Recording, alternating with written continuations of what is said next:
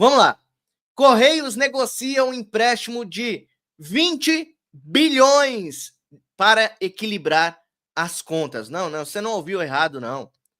Os Correios negociam um empréstimo de 20 bilhões. A gente está falando de Correio, mas a gente pode colocar o governo Lula, que era um empréstimo de 20 bilhões.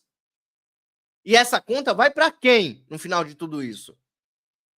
O Correio não estava de vento em popa? O Correio não estava dando lucros astronômicos, segundo o presidente dos Correios, o ex-presidente, né, pediu as contas. E também a mulher que deu a entrevista, eu vou mostrar a entrevista para ver se vocês se lembram. Depois que eles diziam que os Correios, não, que isso? Rombo nos Correios? Não, vocês estão equivocados. Isso é fake news de bolsonaristas. Vocês se lembram dessa notícia aqui, ó? Primeiro, não é rombo. A gente, por favor, gente, não chamem de rombo. A gente já explicou isso. É bom lembrar. Hoje, o que foi divulgado pelo Banco Central é o resultado fiscal das empresas, né? Que pensa só as receitas do ano e as despesas do ano. Como eu já expliquei várias vezes, muitas despesas que são feitas pelas estatais são com dinheiro que estava em caixa. E, portanto, ele acaba gerando resultado deficitário, ainda que as empresas tenham lucro. Né? O foco com os Correios é que seja uma empresa lucrativa. Né? Se vai ter déficit ou superávit, é o resultado das receitas do ano e das despesas do ano. Vocês já foram entregar alguma carta no Correio? Vocês que estão me assistindo neste momento, vocês já foram entregar alguma carta no Correio? Vocês já foram mandar alguma carta para alguém? Alguma encomenda para alguém? Vocês já foram lá no Correio? Vocês que estão aqui, provavelmente 90% do chat aí já usou o Correio para alguma coisa, né? Para receber encomenda e para enviar encomenda também, né? Às vezes até quando você está em casa, você pede alguma encomenda, você tem que pagar lá uma taxa de frete para o Correio, não é isso? E lá no balcão do Correio, quando você coloca alguma encomenda para enviar para alguém, você tem que pagar também a taxa do frete, né? A taxa ali dos Correios conforme o peso da encomenda, não é isso? Ou da carta, você tem que pagar o selo e tal. Então, me explica, por que o Correio está tendo prejuízo? Se ele não tem trabalho grátis, serviço grátis. Por que a estatal Correios está tendo um prejuízo e precisa de 20 bilhões de empréstimo do nosso dinheiro para poder cobrir o rombo que essa mulher falou que não é rombo? Que eles vêm falando que não é rombo para enganar o povo brasileiro. Eu não consigo entender. Quer dizer, eu consigo entender. A gente só não pode é falar, porque hoje no Brasil falar tá complicado. Mas vocês já entenderam o que eu quis dizer, né? Correios perderam uma reserva de mercado, uma fatia ali, que acabava bancando a empresa, de forma totalmente artificial, né? Porque não dava para você continuar nesse esquema, porque as empresas que atuam no setor queriam exatamente atuar com as suas próprias distribuidoras. Então foi um grande erro do governo ter insistido no fortalecimento de uma empresa que, pelo modelo que o governo Lula queria adotá-lo, é um modelo que não tinha futuro. E como não teve, porque a empresa passou a registrar prejuízo atrás de prejuízo. Aquela ideia que foi feita logo no início do governo Lula, vamos tirar da privatização para modernizar os Correios, não aconteceu. E agora vimos a Beatriz Borges, como presidente atual dos Correios, admitindo, inclusive, que talvez privatização seja um caminho para você reduzir ali o custo, privatizar algumas áreas dos Correios. Ou seja, de volta ao que poderia ter sido feito desde o início do ano. Essa visão de que... Não. Que poderia ter sido feita desde o começo do ano, não. Eu me lembro muito bem que Bolsonaro estava quase vendendo os Correios. Estava privatizando os Correios. E quem fez burburinho, quem fez arruaça, foram os petistas. Desde o começo do ano poderia ter sido revertido isso. Não. Vocês colocam, claro, a Globo colocando a culpa no Lula. É a primeira vez que eu vejo isso, né? Mas é aquele bate e assopra, né? Só que vocês se esquecem que Bolsonaro lutou muito para privatizar os Correios, que hoje está dando um prejuízo absurdo, né? Inclusive, o Bolsonaro entregou os Correios. Na época de Bolsonaro, acho que as pessoas que trabalham no Correio, que estão no meu chat, ou que vão passar depois nessa live, pode me confirmar. Na época de Bolsonaro, O pessoal dos Correios não recebeu participação de lucros? Eu lembro disso. Eu estava trabalhando, eu acho que eu estava trabalhando na Vivo nessa época. E eu estava escutando na rádio exatamente isso. Que os Correios estavam dando tanto lucro que a estatal resolveu dividir com os funcionários. Eu lembro disso como se fosse hoje. Que safadeza, hein? Vocês escondendo o Bolsonaro aí, que lutou tanto para privatizar essa porcaria que só dá prejuízo. O Estado tem de estar em algumas atividades econômicas, é totalmente ultrapassada, né? O Estado tem que estar na área de saúde, educação, aí é corretíssimo, né? Mas em áreas do setor econômico, como Correios, isso é uma visão totalmente equivocada que deveria ter já sido abandonada. Mas, infelizmente, não aconteceu. Agora o governo ficou com esse pepino, Leilani. É um grande pepino, porque vão pegar esse empréstimo, vai pegar esse empréstimo nos bancos, vai querer ter aval do Tesouro Nacional para ter juros menores. Os Correios podem não pagar esse empréstimo, vai cair na mão de quem? Meu, seu, nosso. Do Colombo, da Leilani, da Camila, do contribuinte. Faz o L, miserável! Faz o L! Faz o L! Vocês não fizeram? Dançaram marchinha de carnaval? Desgraçado! Você não fez, miserável? Marchinha de carnaval? Faz o L! Brasileiro que pode acabar sendo obrigado a pagar o empréstimo dos Correios, né? Caso a empresa não consiga se viabilizar financeiramente. Leilani? São as escolhas e acaba sobrando para quem sempre sobra, né? Pro lado. Fuma pouco, hein? Leliane fuma pouco, hein? Caramba, bicho. Pois é, as escolhas, ó. Para quem sempre sobra, né? Pro lado mais fraco. Gente, falando em Lula, Para quem sempre sobra, né? Pro lado mais fraco, né, Leilani? Leiliane, sei lá que nome que essa mulher tem, que essa bruxa tem. Leiliane, sei lá. Pois é, faz o L, querida, faz o L, bem devagarinho. Deixa eu agradecer aqui a Laíde Scop, que mandou 5 pro Mário Robert. Obrigado, minha linda. Deus abençoe pelo superchat, muito obrigado mesmo. Valdeci Oliveira Rosa mandou R$5 também, que Deus abençoe grandemente sua contribuição, Valdeci. Boa tarde, Mário. Você sabe se teve alguma punição à Globo pelo Donald Trump? Pois é, Valdeci, eu até fomentei isso aqui, que deveria, eu sou a favor, né, de haver aí uma punição, não somente contra a Globo, mas todos aqueles que foram cúmplices, né, da perseguição do Careca, né, do STF, a pessoas de bem do Brasil.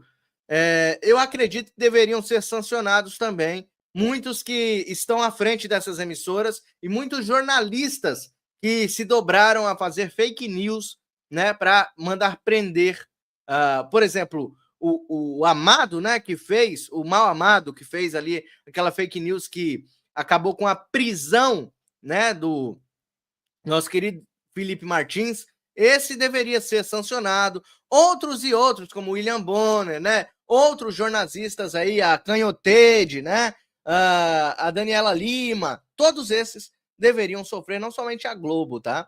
Então, eu sou a favor disso. Eu não sou a favor de fechar, de calar, porque a gente não é a favor de censura, a gente é a favor de que eles falem a bobageira que eles quiserem. Porém, entretanto, todavia, eu sou a favor de serem sancionados, sim, tá? E aí continua porque a imprensa toda está revoltada com o Lula. Mas é aquilo que eu falo sempre, né? Eu acredito que isso aqui seja aquilo, você chuta o caça-níquel para ver se cai mais algumas moedinhas, né? Você balança o caça-níquel para ver se cai mais algumas moedinhas. Eu acredito que é isso que a imprensa está fazendo nesse momento. Vamos dar uma olhada no cenário atual das estatais gerais no Brasil. A gente preparou aqui uma série de dados para dividir com vocês, para vocês terem uma ideia do que a gente está falando, né? Esses dados que vocês estão vendo na tela são dados do Banco Central. O que nós estamos vendo é que as empresas públicas que são controladas pelo governo federal estão acumulando um déficit, ou seja, um prejuízo de quase 9 bilhões de reais nos 12 meses acumulados até agosto deste ano. Se vocês olharem já pelo desenho, já dá para ver que esse valor é mais do que o dobro do que vimos no mesmo período até agosto de 2024. Quer dizer, passa do verde para o vermelho a partir do primeiro ano do governo Lula e aí a conta dispara para o negativo. Com esses prejuízos, o governo precisa gastar mais para manter as estatais funcionando. Isso chama-se subvenção, que é exatamente o valor transferido do Tesouro para as empresas estatais. Olha aí de novo a escadinha acontecendo desde 2017, chegando agora a mais de 27 bilhões de reais no ano passado. Não temos ainda os números fechados para 2025, mas só de olhar que saiu de 24, quase 24, para 27 bilhões de reais, subindo então mais de 3 bilhões de reais em um ano. Entre as empresas que mais receberam... Mais um recorde do capeta cachaceiro, não é isso? Mais um recorde do Lula. Olha só. Essa subvenção, ou seja, essa injeção de capital direto do Tesouro Nacional, lá em cima está a Empresa Brasileira de Serviços Hospitalares, que é uma empresa vinculada ao Ministério da Educação, é uma empresa que atua na gestão dos hospitais federais, segundo os números que a gente está vendo aí. Essa empresa recebeu quase 11 bilhões e meio de reais. Em segundo lugar está a Embrapa. A Embrapa é vinculada ao Ministério da Agricultura, tem um papel vital no desenvolvimento tecnológico do agronegócio, historicamente vital. E depois tem várias outras empresas, vou chamar a atenção aqui, por exemplo, da Codevasp, que é a companhia de desenvolvimento dos vales do São Francisco e do Parnaíba, que recebeu, a Codevasp recebeu pouco mais de 2 bilhões de reais, mas no total, como a gente disse há pouco, quase 27 bilhões de reais. Agora, vamos dar uma olhada nos números específicos do Correios. Esse dado é o resultado do primeiro semestre da estatal, indicando o que aconteceu para esse prejuízo bilionário acontecer. Olha a dinâmica, gente, entre as receitas e as despesas, né? Tanto no primeiro semestre quanto na variação em um ano. A receita com vendas e serviços subiu 8 bilhões de reais, um pouco mais de 8 bilhões de reais.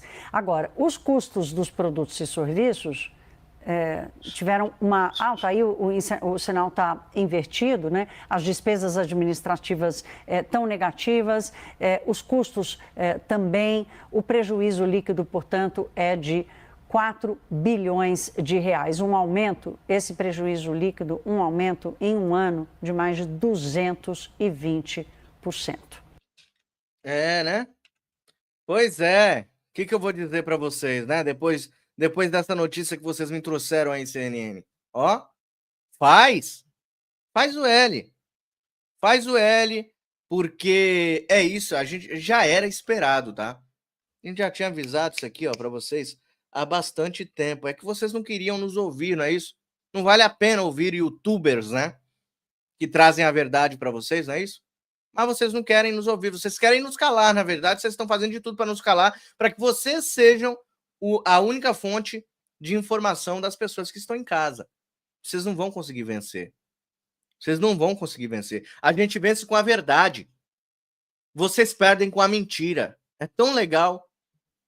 Tão legal.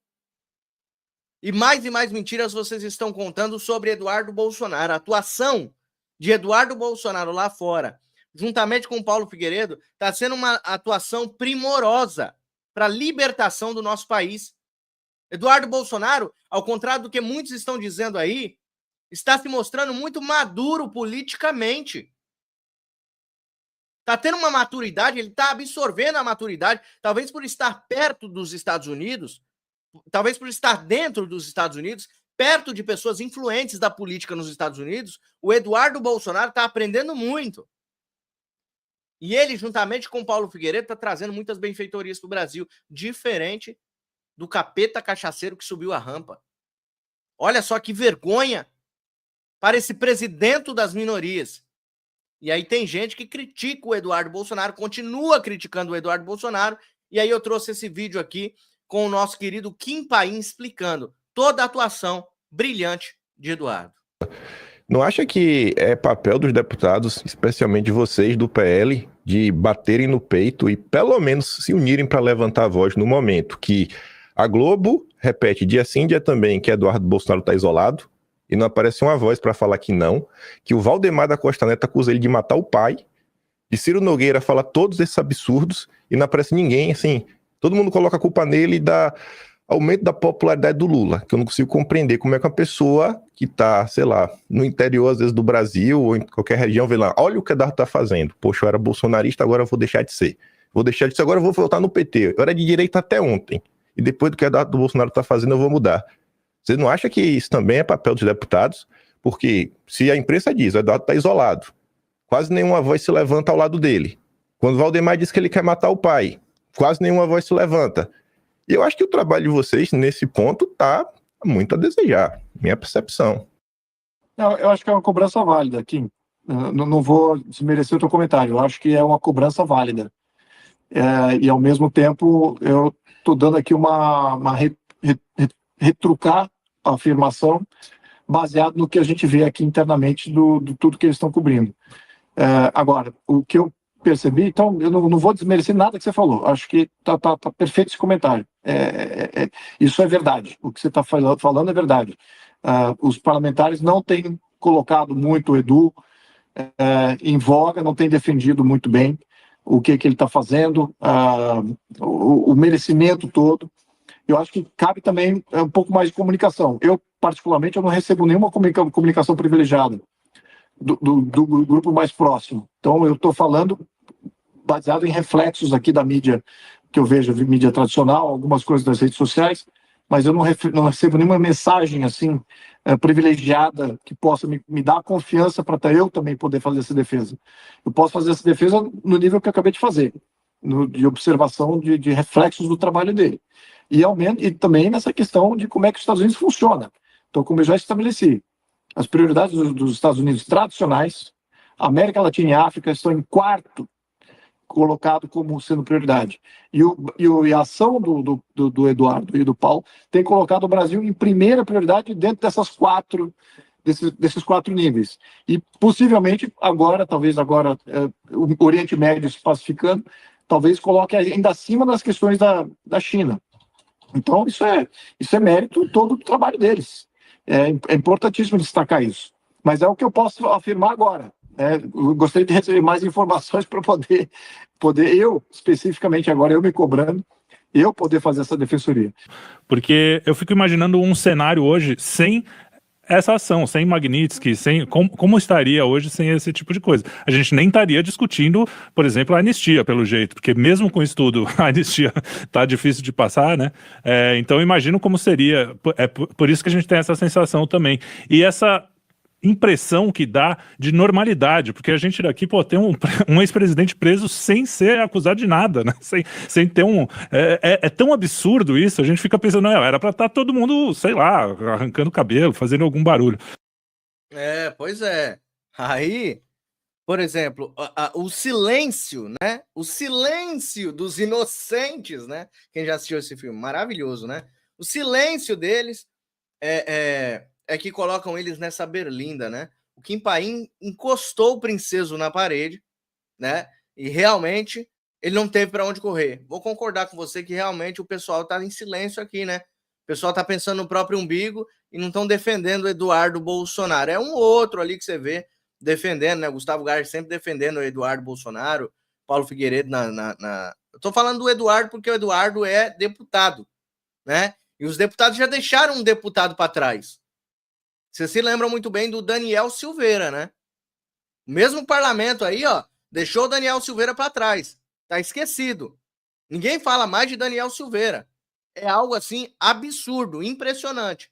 E me parece que não querem falar, principalmente o pessoal do Centrão, a direita limpinha, não quer falar do Eduardo Bolsonaro, porque ele potencialmente poderia substituir o pai dele se caso o Bolsonaro não volte para 2026. Volto a repetir. 2026 sem Bolsonaro é golpe. É golpe.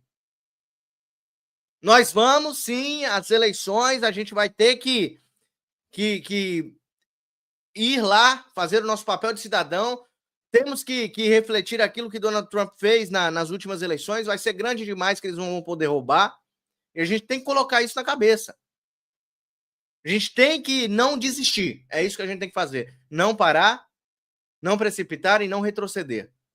É o que o nosso querido Olavo falava muito para nós. Ok? Se você concorda comigo, deixa o seu joinha. O joinha é muito importante para o crescimento do canal, ok? Vamos lá. Próxima matéria na tela é essa aqui, ó.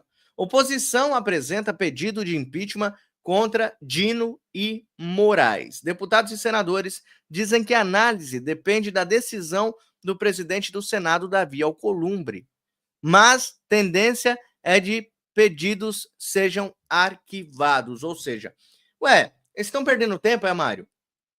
Quer dizer, então, que eles estão abrindo pedidos de impeachment sabendo que o Alcolumbre vai sentar em cima de outros inúmeros que já estão lá? Isso aqui, pessoal, vou explicar para vocês qual que é a estratégia que eu estou vendo. Isso aqui é a minha análise. Aí vocês concordem ou discordem, tá bom? Vocês são livres para isso. Mas olha só o que eu vejo.